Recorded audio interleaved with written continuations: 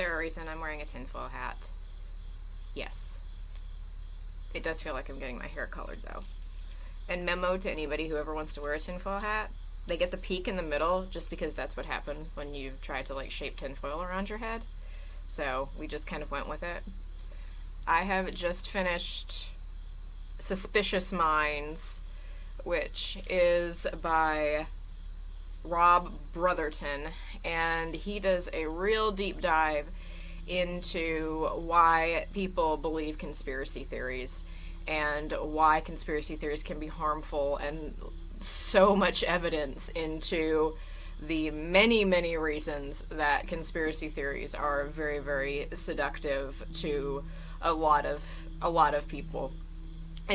Interestingly, it's not just one. I was thinking it was more like one thing that would cause people to be more inclined one way or another. It's a lot of reasons. We just as humans are very conspiracy oriented, and our brains are kind of conspiracy oriented. I'm wearing my Celebrate Conspiracy shirt as well. But we tend to do a lot of things that make conspiracy theories very, very plausible to a lot of us. And some people are just more hardwired to believe conspiracies as well. He goes into a lot of scientific studies that have been done, and he's very, very interesting. The whole thing was just really, really interesting. He talks about there are a lot of different areas that this is, like, we're more inclined, studies have showed that we're more inclined to be interested in conspiracies because if it's a big thing, we tend to think big things are the result of big things. So he compares, like, the fact that Reagan wasn't assassinated, the assassination attempt failed, to the JFK assassination. And he said those two things don't really, like, there's not a big conspiracy, there's not much conspiracy behind Reagan getting shot as opposed to JFK's assassination. And he says a lot of that has to do with when we see a big thing, we think a big thing has to be, a big conspiracy has to be around it. So a failed sort of thing, and I thought about this too, that there's tons of conspiracies around 9/11. The shoe bombing incident that happened on the airplane that was thwarted and very quickly sort of done away with, and the reason I have to wear flip-flops now whenever I fly, is that one, I've never really heard any conspiracy stuff behind it because it didn't work. And that was one of the points that he made, that our brains think that way. Also, our brains tend to, if we find information, we tend to keep believing the information that backs up what we already think. So that is why you end up with Facebook and all these sort of things, that you end up in an echo chamber of your own. And that is one I was sort of aware of. But you end up in an echo chamber, and she's not sitting well. I'll take this off. You end up in an echo chamber of your own, what you already sort of have a preconceived notice, and that is your bias. You already have a bias towards certain things. So because you have a bias towards certain things, you're going to be more likely to believe the things that back up what you already think than to, if you think that, then to go on and think something completely new and change your ideas. There's also a fact that we want to connect the dots. We just, as humans, want to make up a story behind things. We want things to all go together. It's like why we see faces in buildings and all sorts of different things, and want to make connections, want to make stories, all sorts of things like that. That's a part of it. Another part of it is the fact that a lot of us are intuitive, and that would have been great. You know, that's great when you're, like, out as a caveman somewhere, and you're trying to not, like, get eaten by a dinosaur or something. That's wonderful. But when it, like, translates to modern now, that sort of instinct in a lot of us can be overactive and can be basically can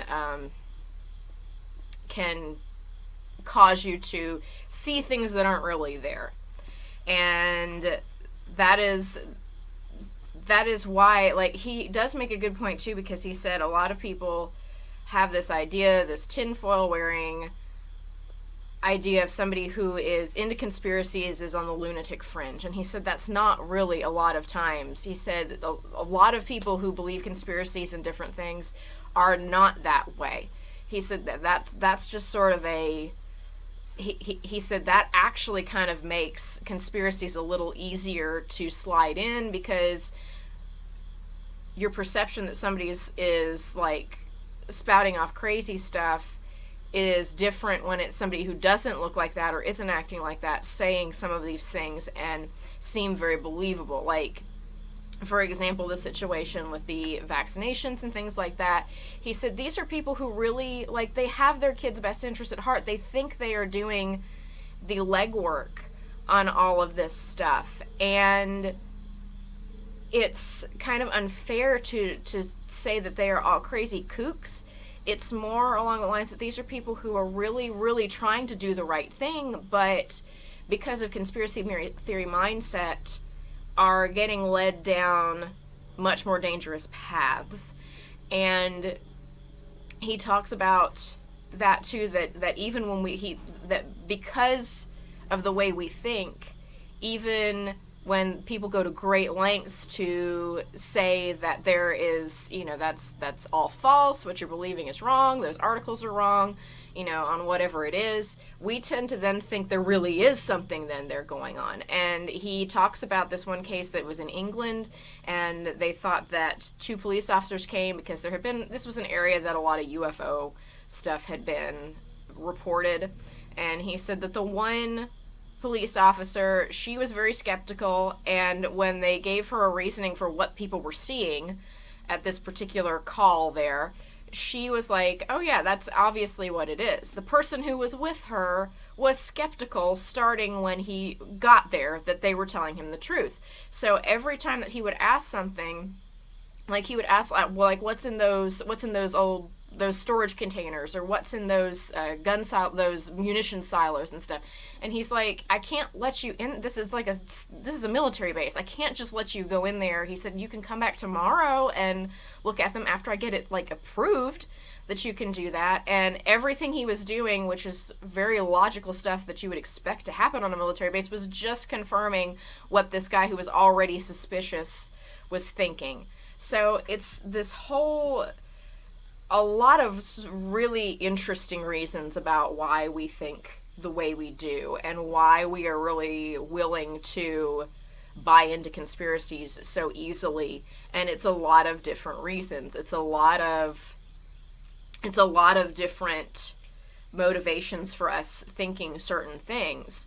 And he talks about we don't just like coincidences. We like things to have a reason. Like when people talk about World War I, they talk about, well, it would have happened no matter if the driver hadn't made a wrong turn and the Archduke had gone down the wrong road and accidentally run into one of the people who was trying to assassinate him anyway, and that hadn't happened. It would have happened anyway, because people don't want small things, just small things that have happened to have been the reason for causing bigger things.